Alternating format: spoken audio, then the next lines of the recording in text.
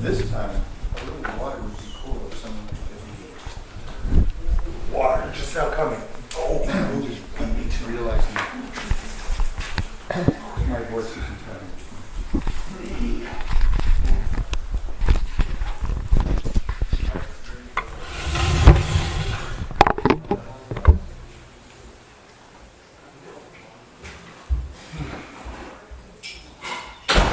Nothing new, nothing earth-shaking.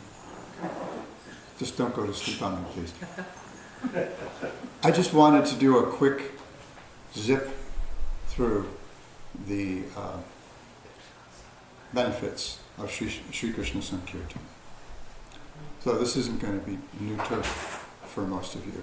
I'm not going to do anything, I'm not going to pull anything amazing out of my hat or anything. These are things that we know, but oh yeah, that'll be once I start. There's not an ounce of Italian in my blood, but if someone puts a cup of water nearby, I'll find it. Do you want us to bring that table over? No, that's too much trouble. I just have to be mindful. Or try. But it's good for us to hear once in a while. I was just thinking, I need to go through the whole Shikshastakam again to just kind of refresh myself. So I thought this would be a good opportunity for me to get that rolling. So, we know the verse. Mahaprabhu left Shikshastakam and 2 other verses? Aham Vipranacha Narapatir and Mitsya. Anyway, keep moving. So these are significant. So I just wanted to kind of really quickly go just through the first verse. And if you want to chant along with me, that's cool too. Cetodarpanamarjanam bhavamahada agni-nivapanam Shreya Chandrika Vitaranam Vidyavarujivanam Anandam Buddhivardhanam Pratiparam Purnamritaswaranam Sarvatmasnapanam Param Vijayate Shri Krishna Sankirtanam.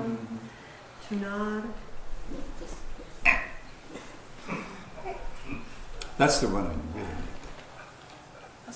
So, Param Vijayate Shri Krishna Sankirtan. When we chant the holy names of Radha and Krishna, as we've been discussing today, they defeat everything. One fellow on Facebook posed a question recently. What's more powerful, our conditioning or the holy name? Interesting question for someone who doesn't understand the glories of the holy name, for someone who doesn't have any experience, for someone who doesn't have proper guidance, as this young man seems not to. I've had some other discussions with him. But it's an interesting question, because and where it comes from is he's convinced he's chanting offenselessly, but he's not experiencing bliss. He is. He'll tell, well, maybe at an inattention.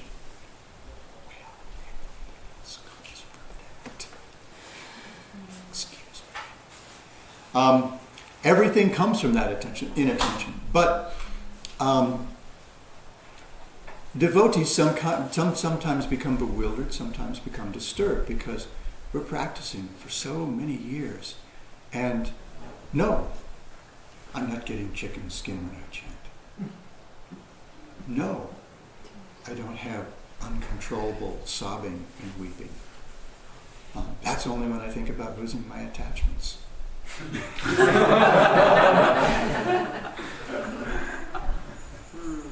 As Maharaj said earlier, I'm speaking from experience. And no, I don't feel stunned. And so, what's wrong? I mean, does this process really work? But Lord Chaitanya assures us here. He speaks Shikshastakam partly just to inspire our faith in the chanting of the holy name. So he says, Param Vijayate, Sri Krishna Sankirtam. It's victorious over everything.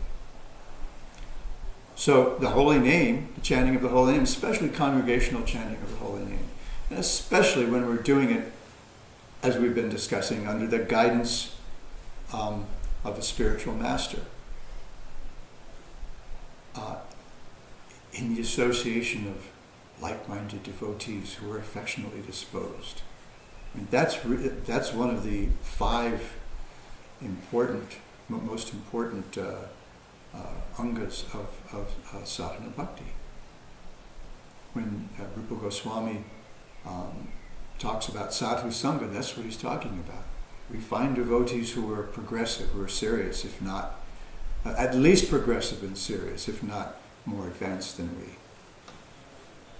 And who are like-minded, who have similar goals, similar affections, similar affinities, and who are affectionately disposed.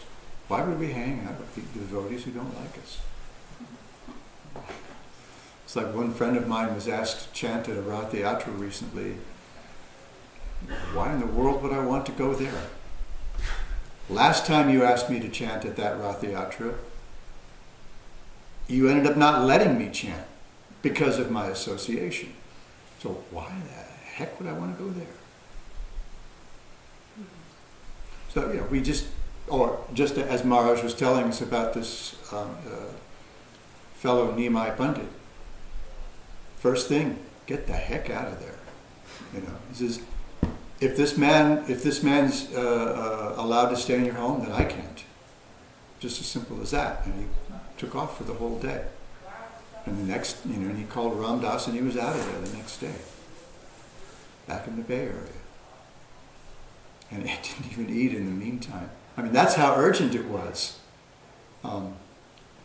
So, if we do these things, if we practice Sankirtan and the other angas of bhakti under the guidance of the Guru in the association of devotees that we belong with, kind of a devotee ohana, then of course it's going to, the effect is going to be there. It may be a little slow. Why? Because of our offenses. Because I mean, there's another offense that I think this young man probably manifests that he may not be aware of. Maintaining attachments. He's attached to some little pride. I mean, he's 24 years old and he's telling some guy old enough to be his grandfather what's what. There's a little something going on there. So the holy name is more powerful than our attachments. How do we know that? Because we see other people making progress in spiritual life. So that should give us courage, and that should give us that should give us courage to look inside ourselves, to become introspective, and really seek out those whatever the offenses are, whatever the anarthas are that we're holding on to. And if we can't see those ourselves, then we need good association to help us do that. And then, Cheto Darpanam Arjuna. It cleanses the mirror of the chitta or cheta. Chitta can be consciousness, can be mind, it can be heart. And a mirror doesn't have its own image. It only reflects what's put in front of it. And a dirty mirror reflects that imperfectly. So if we look, say, back in the day, as y'all young folks like to say, glass wasn't as smooth as it is now. So you see some really old mirrors, and they're wavy. And people looked in the mirror and they got a sense of what they looked like and where the whatever it was they were doing needed to be done. But they didn't have a real clear vision. And if it had been sitting around for a while, well, it's actually going to accumulate dust, just like our computer screens. Man, if you don't, well, where I stay in Costa Rica, 6 months of the year, it's as dry as a bone. Just like California is most of the year. And, dust are us. And it seems like, if you don't wipe your screen down 2 or 3 times a day, it's just a drag. So when the mirror accumulates dust, when it accumulates so many mistaken impressions over goodness knows how many lifetimes, and we look into our heart to try to see who we are, what I see is old man with whatever attachments. I guess I have to admit to fewer now than I did a couple of years ago. But we get a mistaken idea of who we are. Our I is generally formed by our my. Our sense of identity is formed by the things that we identify with, the things that we're attached to.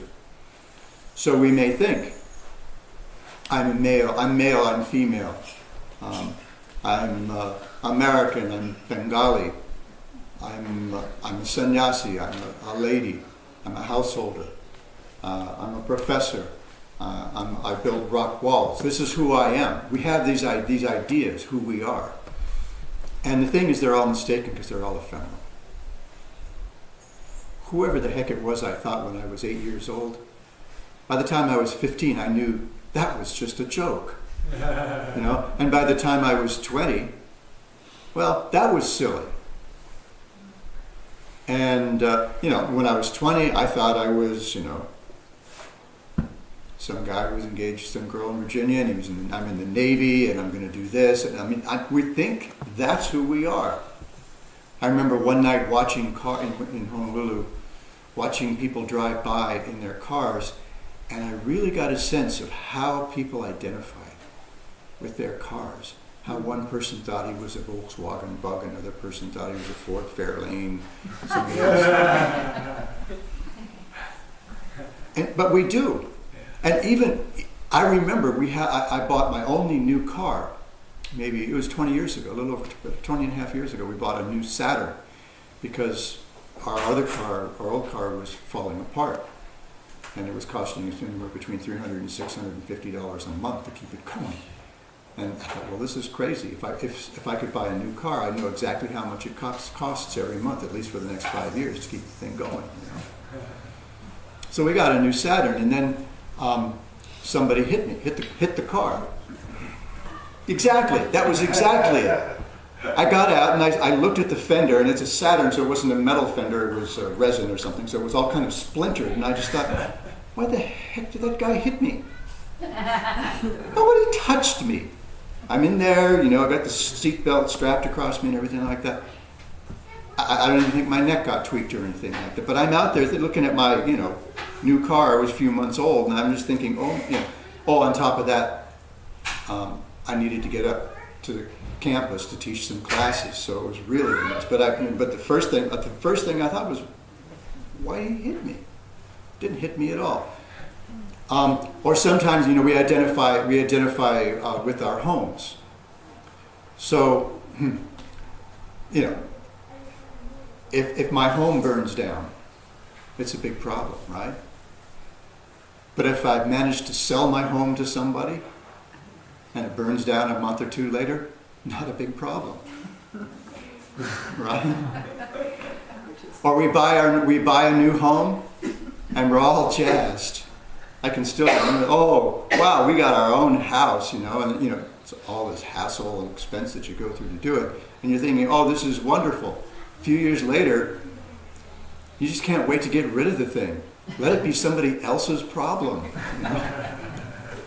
So, anyway, to the extent that we identify with all these things, when we try to assess who we are, we're going to be mistaken.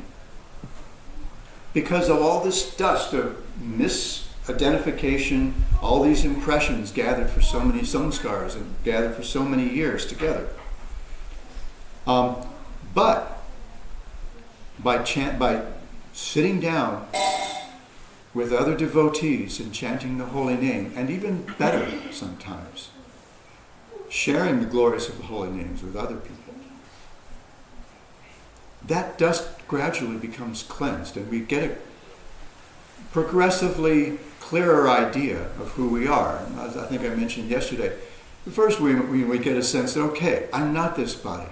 Oh, I'm not even this mind. I'm the consciousness that drives it all. So we have that kind of vague, fuzzy idea. And then as we chant and serve under the instruction of the Guru, we get progressively clearer. And just as we were hearing in that verse from Bhaktivinoda Thakur, the holy name actually reveals these things to us progressively until ultimately, he abducts our heart and takes us to Vrindavan. And sits us, right at the lotus feet of the Lord and engages us in our eternal service. And the holy name, he'll reveal all these things to us. So, Cheto Darpana Margin. Maybe I'll only get through a couple of these. That'll leave some stuff for other times. Bhava Mahadavagni Nirapana. Because of our misidentification, we don't think this is a problem. Whatever is going on, right? We think it's, how are you doing? Fine. The guy's got the tubes all hooked up to him, the drips going into his arm, he's lying there in the bed, I'm fine.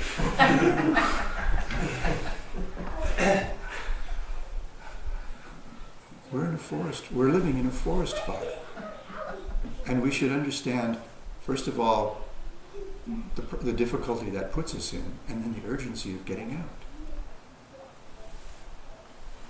Your house is on fire. It's burning down. Look at this. When Chinny was a little girl, I was a nice-looking young man.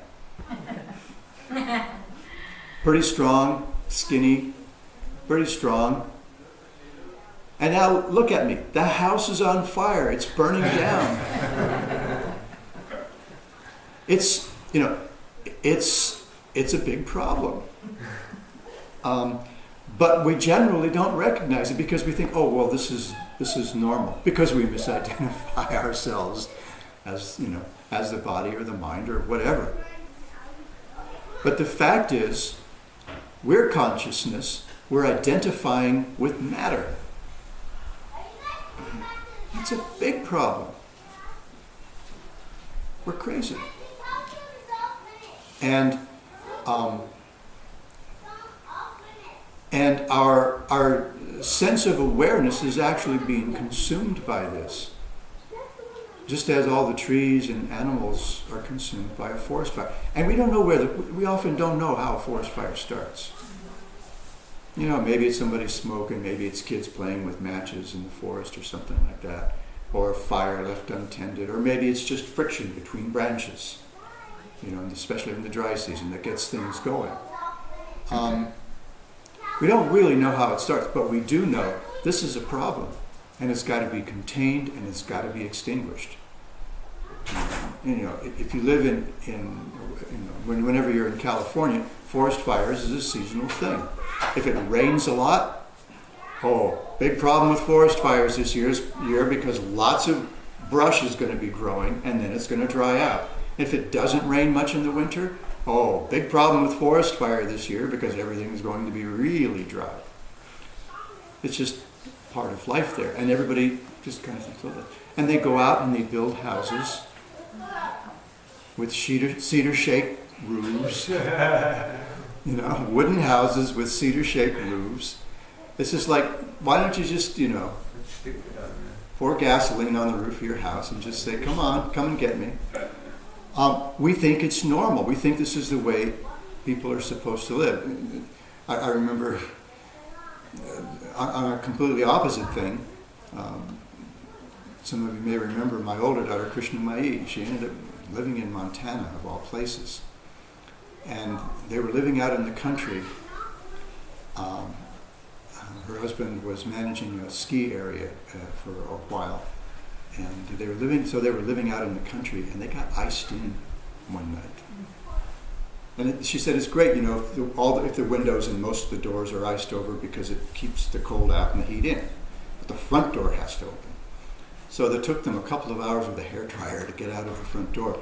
And then the driveway was iced over, and she slipped and fell on her behind in the driveway. And she said, Pita, I looked at Brian and I just wailed, normal people don't live this way. It's not normal. This isn't normal. For us, because this is all matter and we're trying to exploit it. And we're competing with each other for different resources. As I was mentioning the other day, there's one purport, one sentence in the purport of the second verse of Srimad Bhagavatam just kind of turned my mind inside out when I read it, and I just thought, okay, now we're talking. This is the real revolution. Because consciousness doesn't do this. This is foreign to consciousness. Consciousness's business is serving. And as it realizes it, as it more completely, more comprehensively realizes its own nature, then it finds out who to serve and how, and in what way, and how it might look while all these things will happen. But the situation that we're in right now is completely unnatural to us. And we just keep dying over and over again. And we think, it's normal. But it's not. We're caught in a conflagration whose beginning we can't trace out. Krishna even admits in Bhagavad Gita, the intricacies of karma are they're very mysterious, impossible to understand. But here we are. But by chanting the holy name, if we change if we not exactly change our consciousness, but clear our consciousness, become aware again of the nature of our consciousness, then this fire can be extinguished. Quite often, there was a forest fire in, is it Utah or someplace early in the fire season, and there were 19 hotshot firefighters killed. I mean, these are the elite of firefighters. These are the guys who jump out of airplanes into the middle of a fire and they dig trenches to break the fire and things like that. And there were 19 of them killed. 19. They got under their little reflective fire tents, but they were all found dead. One guy escaped.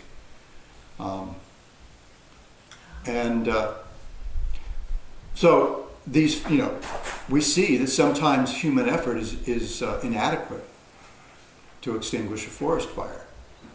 And ultimately, we count on God's help. We need a big old soak for a couple of days. Really big soak for a couple of days.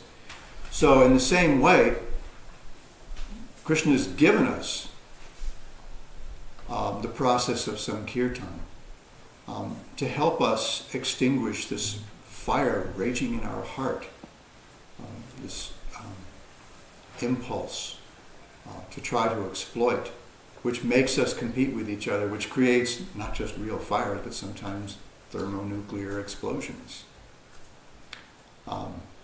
We haven't seen any for a long time, but that's what everybody's always worrying about, the terrorists getting their hands on it. And all this comes from misidentifying ourselves. And as we develop a clearer sense of who we are, then this raging fire in the heart becomes progressively extinguished as well until it's completely put out. Okay. I'm going to stop there and defer to Bodhana Maharaj for anything. Why? Because I've been speaking for a while.